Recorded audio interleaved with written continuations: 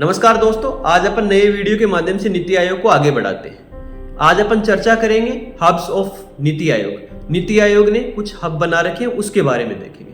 पहली बात तो यह है कि यहाँ पर हब एक नया वर्ड आ रहा है। हब का मतलब होता है एक तरीके से केंद्र बिंदु, यानी उस चीज की अधिकता होना कहीं पर भी। जैसे एक उदाहरण की सहायता से मैं आपको समझाता हूँ कि कोचिंग हब।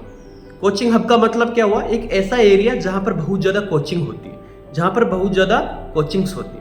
तो आप समझ गए होंगे हब का मतलब होता है कि किसी भी चीज की अधिकता है उसके ऊपर मोर फोकस, यानी बहुत ज्यादा फोकस करना।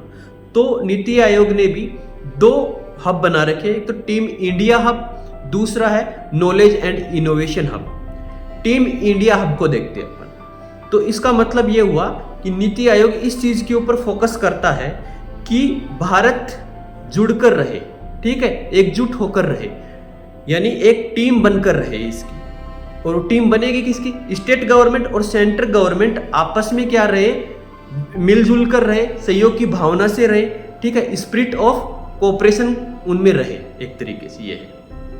अब जो नीति आयोग है, जो इसका टीम इंडिया हब बना हुआ है, वो स्टेट गवर्नमेंट और सेंट्रल गवर्नमेंट इन दोनों के बीच में एक इंटरफेस का काम करता है, ताकि वो उन दोनों के मध्य एक तरीके से कोऑपरेशन बना रहे, एक सहयोग बना रहे और वो मिलजुल कर रहे और देश के विकास में महत्वपूर्ण अपना योगदान दे सके। ठीक है, बोलते ना कि संगठन में शक्ति होती है, ठीक, इसके ऊपर ये फोकस करता है।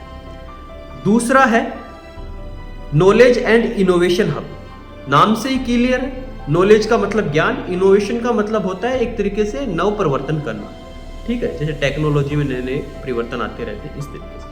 तो जो नॉलेज एंड इनोवेशन हब है, ये इसके ऊपर फोकस करता है कि ये स्टेट और सेंट्रल गवर्नमेंट है, इन दोनों को क्या टाइम टू टाइम टेक्निकल और स्ट्रेटेजिक नॉलेज शेयर करे या एडवाइस दे उनको कि अब ऐसे करो, अब ऐसे करो। नई टेक्नोलॉजी आ रही तो उसके बारे में बताए, और कोई स्ट्रेटेजिक, कोई भी रणनीति से संबंधित कोई चीजें हैं तो वो चीजें शेयर करें, प्लानिंग से संबंधित कोई चीजें तो वो शेयर करें, ठीक है। अब इससे क्या होगा?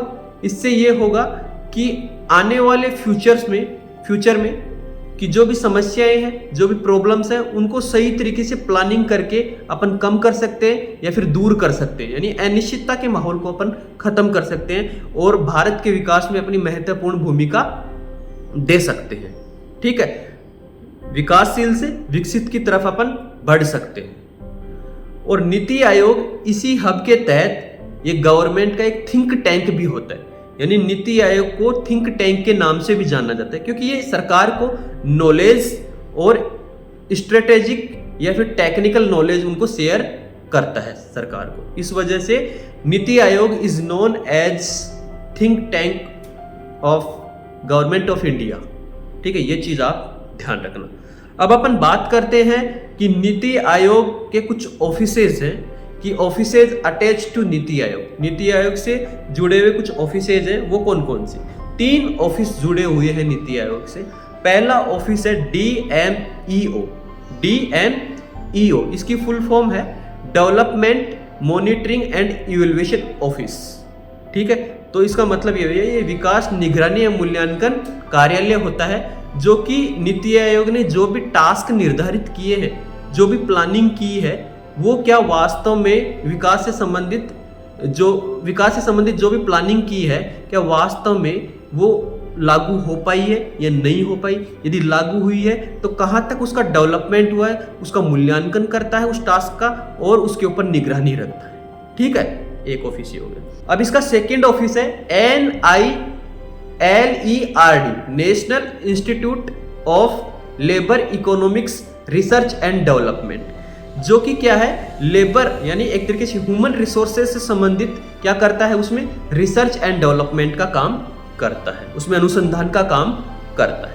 अब थर्ड ऑफिस कौन सा है इसका? थर्ड ऑफिस है economic advisory council to prime minister, EAC-PM, economic advisory council to prime minister.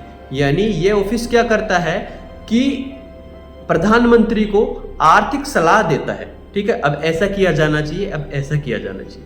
नाम से क्लियर, इकोनॉमिक एडवाइजरी काउंसिल, तो ये क्या करता है, प्रधानमंत्री को आर्थिक क्रियाओं से संबंधित क्या देता है, सलाह देता है। मैं मानता हूं यहां तक आपकी समझ में आया होगा। धन्यवाद।